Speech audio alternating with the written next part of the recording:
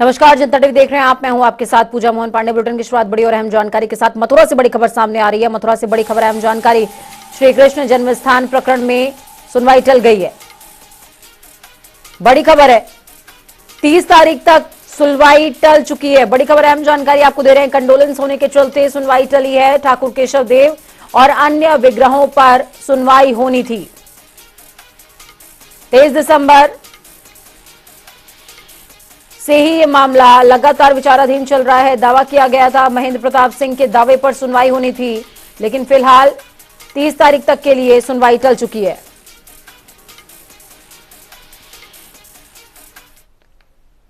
दूसरी तरफ मुख्यमंत्री योगी आदित्यनाथ ने सरकारी आवास पर भारत में जर्मनी के राजदूत फिलिप एक्करमैन से शिष्टाचार भेंट करी है। इस अवसर पर भारत और जर्मनी के बीच मजबूत आर्थिक संबंधों की चर्चा भी विस्तार से हुई। इस दौरान मुख्यमंत्री ने कहा कि दोनों के ही संबंध बहुत ही प्रगाढ़ हैं और बहुत ही पुराने भी हैं।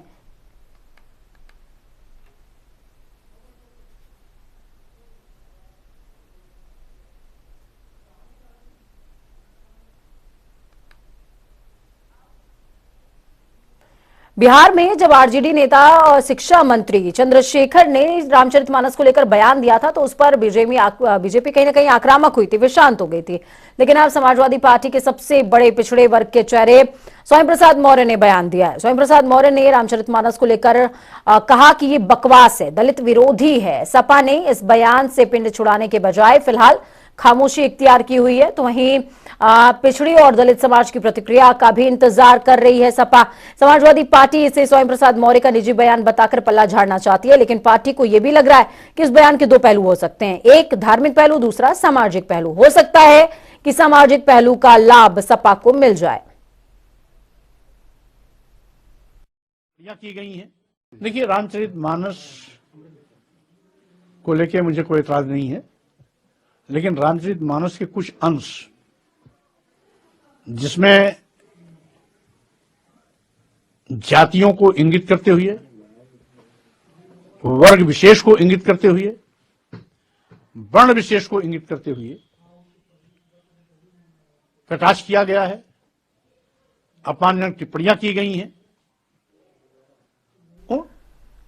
तो वहीं दूसरी तरफ स्वामी प्रसाद मौर्य के इस बयान को लेकर के क्या कुछ सोच रहा है संत समाज, उनकी क्या कुछ प्रतिक्रिया है, पहली वो भी सुनिए। रामचरितमानस पर विवाद उठा है। विवाद का कारण आप सब जानते हैं, क्योंकि भारत देश में जो इस समय शांति का वातावरण है, कहीं बम नहीं फूट रहे हैं, गोलियां नहीं चल रही हैं, आतंकवादी हमले नहीं हो रहे हैं, म्लेच्छ लोग भी शांत हैं, ये इन लोगों को हजम नहीं हो रही है। इन लोग जो विवादित चीज है उनको लेकर नहीं आ रहे हैं। हिंदू जो है वो बहुत सॉफ्ट कॉर्नर है, इसलिए उसे उठाकर ला रहे हैं। वही इन्होंने जो 3 चौपाई कही है उनकी बात, इनको उनका वास्तविक अर्थ पता ही नहीं है। इनको ये नहीं पता कि उस चौपाई में क्या कहा गया है। इन्होंने कहा है, पूजिए विप्र सकल गुण हीना, पूजिए न शूद्र गुण ज्ञान प्रवीणा। ये लोग जातिवाद फैला रहे हैं। बार बार जिस प्रकार से कभी बिहार से चंद्रशेखर जो के मंत्री जी हैं, कभी वो रामचरितमानस पे वो प्रश्न उठा रहे हैं, कभी अभी स्वामी प्रसाद मौर्य जी ने भी उठाया है और रामचरितमानस और गोस्वामी तुलसीदास पे, और जिस प्रकार से प्रतिबंध लगाने की बात की जा रही है, कभी भगवान श्री राम मंदिर जो बन रहा है उसको कहा जा रहा है कि वो जमीन जो है उस पर नहीं बनाई जानी चाहिए। इस तरह से हमें लगता है कि जानबूझ करके जो भगवान राम पे प्रश्न उठाया जा रहा है उसका सिर्फ एजेंडा मात्र विपक्ष का ये है कि 2024 में चूंकि लोकसभा चुनाव है और देश के गृह मंत्री अमित शाह जी ने घोषणा किया है कि 1 जनवरी 2024 को राम मंदिर बन जाएगा। उस दिन घोषणा करने के बाद हमें ऐसा प्रतीत होता है कि ये लोग भगवान राम माने यानी कि सरकार से लड़ते लड़ते अब भगवान राम से लड़ने लगे, और विपक्ष के लोग सभी लोग अपने को राम द्रोही और राम विद्रोही ये साबित करने पे तुले हुए ताकि वोट का ध्रुवीकरण हो। रामचरितमानस जो है उसको पढ़ने से चरित्र मात्र में अपना विकास हो जाता है, जिसको पढ़ने मात्र से आपका चरित्र में परिवर्तन हो जाता है। इतने बड़े ग्रंथ को, इतने बड़े शास्त्र को हम लोग कैसे झुठला सकते हैं? और ये समस्या नहीं है कि इसको किसने लिखा है किसने नहीं लिखा है, लेकिन उसके पढ़ने मात्र से अगर आपके विकास में, आपके व्यक्तित्व में, आपके चरित्र में परिवर्तन होता है तो बहुत बड़ी चीज़ है। और रही रामचरितमानस की बात, तो हिंदू धर्म की आत्मा है रामचरितमानस, सनातन धर्म की आत्मा है रामचरितमानस। और जो लोग ये बोल रहे हैं कि इसमें जो हमारा शूद्र समाज है और जो हमारे दलित वर्ग है उनका अपमान किया गया है, तो हम उनसे ये पूछना चाहते हैं कि उसी रामचरितमानस में आप पढ़ेंगे कि जब सीता जो बचा के लाए थे राम भगवान, तो उसी एक उसमें से जिसका व्यवसाय धोबी का था, जो कपड़े धोता था, उसको अपनी बात रखने का पूरे राज्य में अधिकार था। उसने तो वहीं दूसरी तरफ संत समाज क्रोधित है। पूरे मामले पर केंद्रीय विधि राज्य मंत्री प्रोफेसर एसपी सिंह बघेल का बयान भी सामने आया है। एसपी सिंह बघेल का कहना है कि रामचरितमानस के नायक प्रभु श्री राम हैं। प्रभु श्री राम का जीवन मर्यादा पुरुषोत्तम का रहा। उनके समय में जो भी संविधान और कानून रहा होगा उनका उन्होंने जन्म से लेकर मृत्यु तक 100% अनुपालन किया। तुलसीदास जी की मीमांसा और समीक्षा स्वामी प्रसाद मौर्य जैसे लोग समझ ही नहीं सकते। लोहिया जी ने कहा था चर्चा पर्चा खर्चा में पार्टियों को रहना चाहिए, लेकिन उनको इतना नहीं पता था कि कोई व्यक्ति राजनीति में ऐसा भी होगा जो चर्चा में रहने के लिए इतना घटिया इल्जाम लगाएगा जो रामचरितमानस पर प्रतिबंध के लिए कहा है। रामचरितमानस के नायक भगवान राम है और भगवान राम मर्यादा पुरुषोत्तम है। उनके जन्म से लेकर मृत्यु तक उन्होंने मर्यादाओं का, कानून का और तत्कालीन संविधान जो भी रहा होगा, नियम रीत रिवाज रहे होंगे, उनका उन्होंने पालन करने का काम किया था। मौर्य के बयान के बाद हिंदू महासभा ने विरोध प्रदर्शन किया। हिंदू महासभा के नेता हजरतगंज थाने में उनके खिलाफ मुकदमा दर्ज कराने भी पहुंचे और कार्रवाई न होने पर आंदोलन की चेतावनी दी है। इस दौरान जनता टीवी ने हिंदू महासभा के मुख्य प्रवक्ता संत महादेव से खास बातचीत की। देखिए। समाजवादी पार्टी के वरिष्ठ नेता स्वामी प्रसाद मौर्य के बयान को लेकर अब हिंदू महासभा ने मोर्चा खोल दिया है। आज कई साधु संत यहाँ पे हजरतगंज थाने पहुंचे हैं, उनके खिलाफ मुकदमा लिखाने की तैयारी कर रहे हैं। क्या तैयारी है? और हम लोग जो है, चूंकि जो स्वामी प्रसाद मौर्य ने बयान दिया है, एक्चुअली में रामचरितमानस पूरे यूपी का नहीं, पूरे भारत, पूरे विश्व का एक बहुत ही पवित्र और श्रेष्ठ ग्रंथ है। घर घर में यहाँ पाठ होता है और स्वामी प्रसाद मौर्य ने अपने राजनीतिक क्षुद्र स्वार्थों को लेने के लिए इतना गंदा बयान दिया है रामचरितमानस के खिलाफ, और इससे हमारे पूरे धर्म, हिंदू आस्था पर और जितने भी हिंदू लोग हैं उनके भावनाओं को ठेस पहुंचाया है और बहुत हमारी संस्कृति को नष्ट करने का षड्यंत्र किया है। इसलिए स्वामी प्रसाद मौर्य को त्वरित कार्रवाई करते हुए जेल भेजा जाए। और ये बीजेपी में था, वहां दल बदलू होकर गद्दारी किया इसने, उसके इस छवि से भी हम आहत हैं और इसको जेल नहीं भेजा गया तो हिंदू महासभा और समस्त संत उस पर आंदोलन करेगी और अनशन करेगी।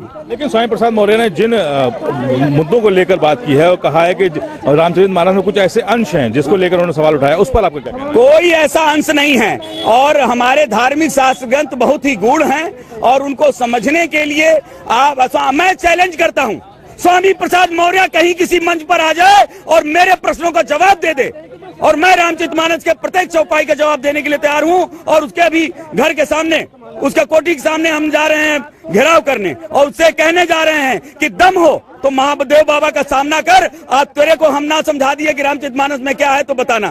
कोई गलत नहीं लिखा हुआ है, सिर्फ इसकी बुद्धि भ्रष्ट है। कैसे कुछ लोग अपने क्षुद्र स्वार्थों को पूरा करने के लिए झूठा आरोप लगाते हैं, वही हाल है इसका। इसीलिए कहीं कुछ गलत नहीं है रामचरितमानस में, सब कुछ सही है। उनकी बेटी जो है वो भारतीय जनता पार्टी की सांसद हैं और वो खुद समाजवादी पार्टी में है, इस पर आप क्या कहेंगे? उनकी बात दरअसल है एक नंबर का दल बदलू है, निहित स्वार्थों को लेकर बीजेपी छोड़ के, जहां पर इतना इसको सम्मान मिला, छोड़कर सपा में चला गया, अब वहां हार गया तो निहित राजनीतिक स्वार्थों की पूर्ति के लिए बार बार दल बदल रहा है और कुछ पाने की कोशिश कर रहा है। लेकिन राम का अपमान करने वाला कभी भी सुखी नहीं रह सकता। समाजवादी पार्टी के कई नेता हैं, मनोज पांडे हैं, उन्होंने विरोध भी किया है, तो क्या मानते हैं कि सिर्फ इनका निजी बयान माना जाए? अभी तक सपा पार्टी की ओर से कोई बयान हमें नहीं मिला है। अखिलेश यादव का भी कोई बयान नहीं हुआ है, इसीलिए तो अभी तो हम इनका पर्सनल ही बयान मान रहे हैं। अगर सपा के प्रवक्ता या अखिलेश यादव कुछ कहते हैं तो हम सपा का इसको बयान मानेंगे। बहुत शुक्रिया हमसे बात करने के लिए। देखिए, हिंदू महासभा के नेता हैं जो आज हजरतगंज थाने पहुंचे हैं। इनका आरोप है कि स्वामी प्रसाद मौर्य ने जो बयान दिए हैं वो धर्म विरोधी हैं, इसीलिए उनके खिलाफ मुकदमा भी दर्ज कराया जाएगा और उनको जेल भेजने की मांग की जाएगी। फिलहाल यहाँ से कुछ देर बाद ही जो हिंदू सभा के नेता हैं वो स्वामी प्रसाद मौर्य के घर पहुंचने की बात कर रहे हैं और उनके घर के बाहर घेराव करने का भी दावा कर रहे हैं। कैमरा पर्सन आशीष के साथ तौफीक की दुबई, जनता टीवी, लखनऊ। प्राप्त हुई है, तहरीर प्राप्त हुई है थाना हजरतगंज में, इंस्पेक्टर द्वारा रिसीव की गई है श्री शिशिर चतुर्वेदी द्वारा, जिसमें श्री स्वामी प्रसाद मौर्य जी द्वारा जो रामचरितमानस के कुछ अंशों को इंटरप्रेट किया गया है उस पर आपत्ति व्यक्त की गई है और उस एप्लीकेशन को हम लोगों ने रिसीव किया है। उस पर एक इंक्वायरी होगी, इंक्वायरी करने के बाद जो भी फैक्ट्स मिलेंगे, जो परिणाम प्राप्त होगा, वैसी ही अग्रिम विधि कार्रवाई की जाएगी। कितना समय लग सकता है इसमें? एक रिजनेबल टाइम लगेगा, क्योंकि किसी भी एप्लीकेशन में जो भी मिलती है, अगर कोई सोशल मीडिया के माध्यम से है या ट्विटर हैंडल पे है या वीडियो रिकॉर्डिंग है, तो थोड़ा सा एक रिजनेबल टाइम लगता है। उस रिजनेबल टाइम के अंदर जो भी परिणाम प्राप्त होंगे वैसे फिर आवश्यक विधि कार्रवाई की जाएगी। कार्रवाई न करने पर प्रदर्शन की बात कही है, तो क्या लगता है कि अगर FIR दर्ज नहीं होगी तो वो लोग प्रदर्शन भी कर सकते हैं? तो ऐसे में देखिए, वक्त यहाँ पर छोटे से ब्रेक का।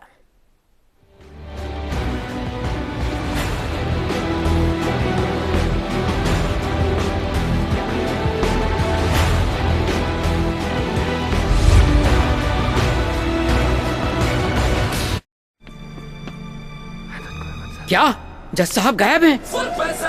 जब शैम्पूज और टूथपेस्ट पर मिले 50% ऑफ, तो जज साहब भी हो जाएंगे गुल, क्योंकि आ गया स्मार्ट बाजार का फुल पैसा वसूल सेल 21 से 26 जनवरी। आधुनिक शिक्षा व प्राचीन भारतीय संस्कारों का अद्भुत संगम स्थल गुरुकुल तक्षशिला, इंडोर तथा आउटडोर खेलों की बेहतरीन व्यवस्था। गुरुकुल तक्षशिला का आदर्श शिक्षा, स्वास्थ्य व संस्कार। लड़कों का संपूर्ण आवासीय CBSE से मान्यता प्राप्त संस्थान, जहां पर शिक्षा के साथ साथ मिलिट्री, सैनिक स्कूल, NDA, नीट तथा IIT की तैयारी स्कूली स्तर अनुभवी व योग्य शिक्षकों द्वारा करवाई जाती है। गुरुकुल तक्षशिला। सदियों से जिस एलोवेरा से लोग थे अनजान, हमने किया उस पर वैज्ञानिक अनुसंधान और ये पाया कि पतंजलि एलोवेरा जेल से 3 से 7 दिन में पिंपल्स, रिंकल्स, डार्क सर्कल ठीक हो जाते हैं। वे रैशेज, इचिंग व स्किन इरिटेशन में तो इंस्टेंट बेनिफिट मिलता है और आपकी स्किन रहती है एवर यंग। सुप्रसिद्ध आर्किटेक्ट नरेश वर्मा की प्रसिद्ध पुस्तिका वास्तु विज्ञान घर बैठे निःशुल्क मंगवाएं व अपने घर दुकान को वास्तु दोष से बचाएं। कॉल करें 9896789030।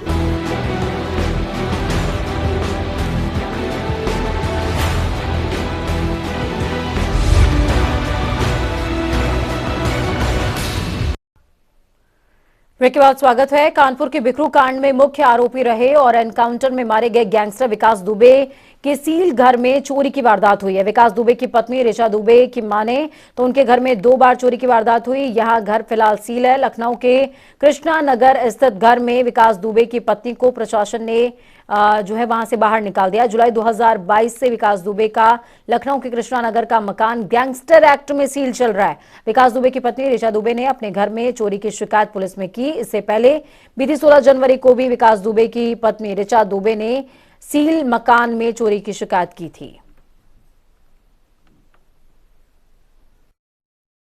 मैं ऋचा दुबे आपको कुछ बताना चाहती हूँ।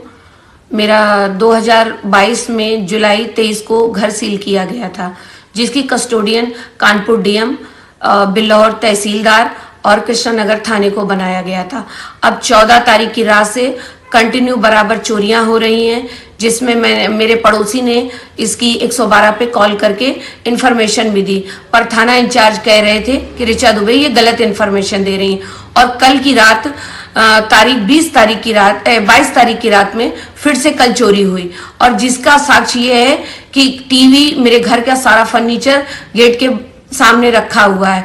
अब ये बताइए, ये कस्टोडियन आपको दी गई थी, ये पुलिस चोरी करा रही है कि शासन चोरी करा रहा है कि प्रशासन चोरी करा रहा है? इसकी कौन जिम्मेदारी लेगा, ये मुझे बताया जाए। मेरे घर की देखरेख कौन करेगा, गश्त कौन लगाएगा? और कस्टोडियन आपने ले ली और उसको यूं ही छोड़ दिया। चोर कूद रहे हैं, बराबर मैं इस चीज के लिए आप लोगों को इन्फॉर्मेशन दे रही हूँ, उसके बावजूद किसी प्रकार की भी कोई भी कार्रवाई नहीं की जा रही है। प्लीज मेरा निवेदन है आम जनता से सबसे कि इसकी कार्रवाई कराई जाए और मेरे घर का जो भी बचा कुचा हमारा सामान है उसको बचाया जाए। धन्यवाद। तो वहीं दूसरी तरफ राज्य सचिवालय में आयुष विभाग की तरफ से आरोग्यम स्वास्थ्य शिविर का आयोजन किया गया, जिसका शुभारंभ मुख्यमंत्री पुष्कर सिंह धामी ने किया। आपको बता दें कि 23 जनवरी से 7 फरवरी तक स्वास्थ्य शिविर का आयोजन किया जा रहा है। इस दौरान कार्यक्रम को संबोधित करते हुए मुख्यमंत्री धामी ने कहा, प्रदेश में आयुष की असीम संभावनाएं हैं, जिसको लेकर विभाग लगातार काम कर रहा है। उत्तराखंड चूंकि एक प्राकृतिक रूप से इस पद्धति का केंद्र बिंदु रहा है, आयुष का केंद्र अगर कहीं है तो उत्तराखंड है, इसलिए ये पद्धति हमारे इस उत्तराखंड से संपूर्ण जगत के अंदर जाती है, इसलिए यहाँ पर इसका इस प्रकार का कैंप लगना बहुत ही महत्वपूर्ण है।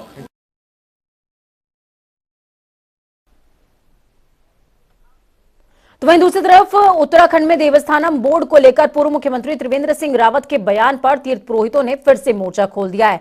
चार धाम के तीर्थ पुरोहितों की महापंचायत ने पूर्व सीएम के बयान की निंदा करते हुए कहा कि लगता है कि सत्ता से दूर रहने और जनता के नकारे जाने के बाद वो दिग्भ्रमित हो चुके हैं।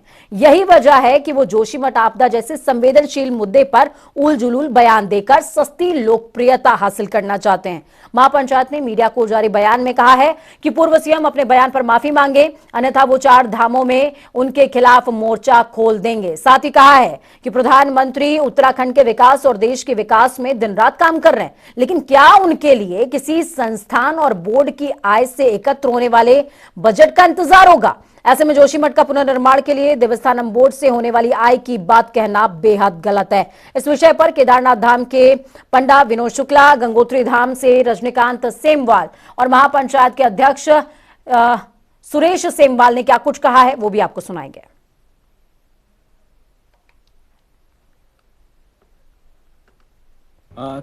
कल ही एक बयान आया है श्री त्रिवेंद्र रावत जी की तरफ से, जो पूर्व मुख्यमंत्री रहे हैं उत्तराखंड के, कि देवस्थानम बोर्ड होता तो जोशीमठ को दोबारा से बसाया जा सकता था। तो मैं उनके संज्ञान में एक बात लाना चाहता हूं कि अभी तो धामी सरकार है, उससे पहले 4 साल आप मुख्यमंत्री रहे हैं उत्तराखंड सरकार में, और आपको पता था, सारी फाइलें आपके सामने थी कि 1976 में मिश्रा रिपोर्ट आई थी जिसमें कहा गया था कि जोशीमठ जो शहर है उसमें ज्यादा निर्माण नहीं हो सकते, वो उसकी जो क्षेत्र है वो इतनी निर्माणाधीन कार्य को लिए नहीं बनाया गया है। उसके बावजूद आपने 4 साल में जोशीमठ के जो वासी हैं उनके लिए आपने क्या कार्य किए?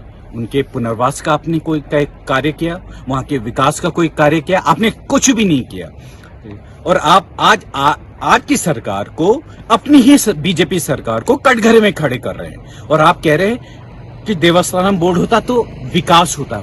तो मैं क्या आपसे ये उम्मीद करता हूं कि यदि हमारे माननीय श्री नरेंद्र मोदी जी जो इतना विकास कार्य कर रहे हैं, क्या वो किसी देवस्थानम बोर्ड के तहत इस देश का विकास कर रहे हैं?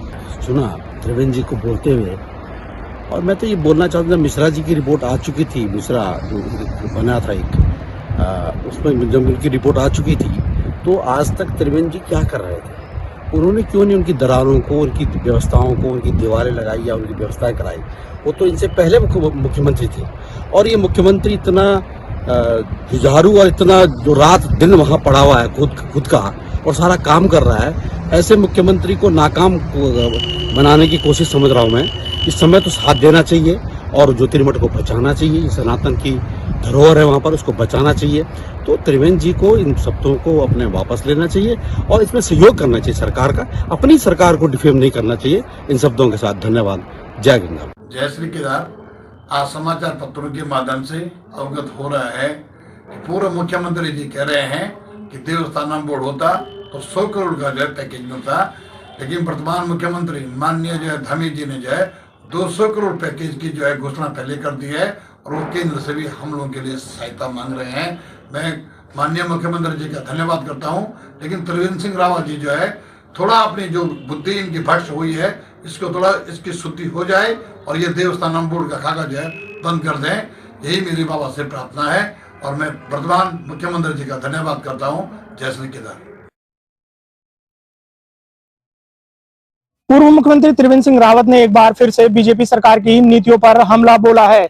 बता दें, पूर्व मुख्यमंत्री त्रिवेंद्र सिंह रावत ने देवस्थानम बोर्ड के एक बयान को जारी किया है, जिसके बाद से ही तीर्थ पुरोहितों में रोष का माहौल व्याप्त है और तीर्थ पुरोहितों का कहना है कि पूर्व मुख्यमंत्री त्रिवेंद्र सिंह रावत को इस विषय पर माफी मांगनी चाहिए। इसके साथ ही तीर्थ पुरोहितों का कहना है कि त्रिवेंद्र सिंह रावत ऐसे बयान देकर सस्ती लोकप्रियता हासिल करना चाह रहे हैं। वीडियो जर्नलिस्ट अनूप भट्ट के साथ नवीन शुक्ला, जनता टीवी, देहरादून। उत्तराखंड सरकार जोशीमठ भूधसाव को लेकर लगातार काम कर रही है। मुख्यमंत्री ने अधिकारियों को जोशीमठ मामले में किसी भी तरह की लापरवाही न बरतने के सख्त निर्देश दिए। आपको बता दें कि आपदा प्रबंधन विभाग लगातार जोशीमठ की मॉनिटरिंग कर रहा है और विशेषज्ञों की टीम वहां पर मौजूदा स्थिति पर अपनी नजर बनाए हुए है। हाल ही में उत्तराखंड के पर्यटन मंत्री सतपाल महाराज जोशीमठ का दौरा करके देहरादून लौटे हैं। उनका कहना है कि जोशीमठ आपदा को लेकर प्रदेश और केंद्र की बीजेपी सरकार बेहद संवेदनशील है।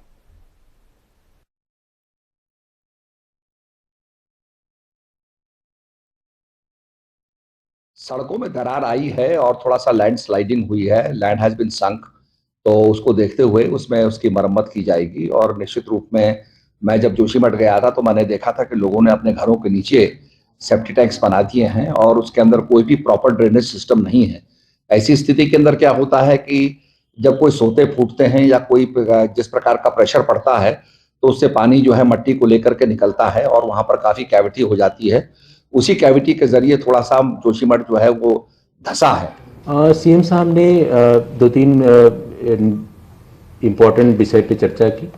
एक तो जो अभी बारिश और बर्फबारी हुई है उसके संबंध में निर्देश दिया है सर ने कि कहीं पर भी लोगों को कोई दिक्कत ना आए ठंड से और जो बारिश हो रही है। अगर और लोगों को राहत शिविर में ले जाने की आवश्यकता है ले जाएं और राहत शिविरों में हीटर और अलाव की पूरी व्यवस्था हो तो वो कर दी गई है। दूसरी चीज़ सर ने कहा कि जो विस्थापन होना है, राहत पैकेज बननी है, उसके संबंध में पूरी डेटा एक डेटा रखी जाए और उनमें ये भी सुनिश्चित किया जाए जो रोजगार लोगों के जो क्षति हो रही है, लाइवलीहुड की जो क्षति हो रही है उसके संबंध में भी ध्यान रखा जाए। देखिए जोशीमठ को लेकर के माननीय मुख्यमंत्री जी ने हमारे जो बद्री केदार मंदिर समिति किया। तो चलिए फटाफट अंदाज में 2 मिनट में 10 अहम जिलों का रुख करेंगे। देहरादून की नेहरू कॉलोनी में घर में संदिग्ध परिस्थितियों में 2 शव मिलने से मचा हड़कंप। युवक और युवती ने पॉइजन के इंजेक्शन लेकर किया सुसाइड। घटनास्थल पर पहुंची पुलिस ने पोस्टमार्टम के लिए भेजे दोनों शव। कुशीनगर के घोघरा गांव पहुंचा सेना के जवान प्रहलाद प्रजापति का पार्थिव देह। परिजनों का रो रो कर बुरा हाल। इलाके में शोक की लहर। राजकीय सम्मान के साथ किया गया अंतिम संस्कार। राजस्थान के 288 बटालियन में थे तैनात। ग्लेशियर में दबने से हुए थे बीमार। लखनऊ के आर्मी हॉस्पिटल में चल रहा था इलाज। इटावा महोत्सव में ज्योतिबा फुले स्टेडियम में प्रशासन एकादश बनाम आजीवन सदस्य एकादश की टीमों के बीच हुआ शानदार क्रिकेट मैच। क्रिकेट मैच में इटावा जिलाधिकारी अवनीश कुमार राय ने की शानदार बल्लेबाजी तो एसएसपी संजय कुमार वर्मा ने अपनी कमेंट्री से दर्शकों का मन मोहा। हरदोई के बिलग्राम पुलिस को एसपी राजेश द्विवेदी के निर्देशन में चलाए जा रहे ऑपरेशन सुरंग के तहत मिली बड़ी सफलता। पुलिस ने सर्विलांस और एसओजी की टीम की मदद से 2 महिलाओं समेत 5 शातिर चोरों को किया गिरफ्तार। लगभग 10 लाख का सोने चांदी का जेवर भी बरामद। रुद्रपुर के उधम सिंह नगर में सरकारी नौकरी के नाम पर ठगी करने वाला युवक गिरफ्तार। एसएसपी मंजू ने कहा पकड़े गए आरोपी पर गैंगस्टर एक्ट लगाकर कुर्क की जाएगी आरोपी की संपत्ति। अमेठी के अहमदाबाद पिपरी गांव में संदिग्ध परिस्थितियों में पेड़ पर लटका मिला युवक का शव। स्थानीय लोगों की सूचना पर मौके पर पहुंची पुलिस ने शव को कब्जे में लेकर तफ्तीश शुरू करी। कुशीनगर की पडरौना पुलिस ने वाहन चोर गैंग का किया पर्दाफाश। पुलिस ने 3 चोर शातिर चोरों को किया गिरफ्तार। आरोपियों के पास से चोरी की 6 कारें और 1 मोटरसाइकिल भी हुई बरामद। बाराबंकी के टिकैत नगर में 5 दिन से लापता था 25 वर्षीय युवक। नदी में उतराता मिला शव। परिजन हत्या के बाद शव को नदी में फेंकने का लगा रहे आरोप। मामले की जांच में जुटी पुलिस। हरिद्वार के लक्सर में लंबित गन्ना मूल्य से आक्रोशित उत्तराखंड किसान मोर्चा ने उप जिलाधिकारी को सौंपा ज्ञापन। किसानों ने कहा लगभग 2 महीने का वक्त गुजर चुका है मगर राज्य सरकार अभी तक गन्ने का मूल्य निर्धारित नहीं कर रही है। इटावा में वाहन चोर गिरोह के 4 सदस्य गिरफ्तार। चोरों के पास से 10 मोटरसाइकिल हुई बरामद। चेकिंग के दौरान पुलिस ने चोरों को किया गिरफ्तार। एसएसपी ने की गिरफ्तार करने वाली टीम को पुरस्कार देने की घोषणा। वक्त यहाँ पर छोटे से ब्रेक के उस पार खबरों का सफर लगातार जारी रहेगा। बने रहिए जनता टीवी के साथ क्योंकि हमें आपकी ताकत अपना और अपनों का बहुत ज्यादा ख्याल रखिए। नमस्कार।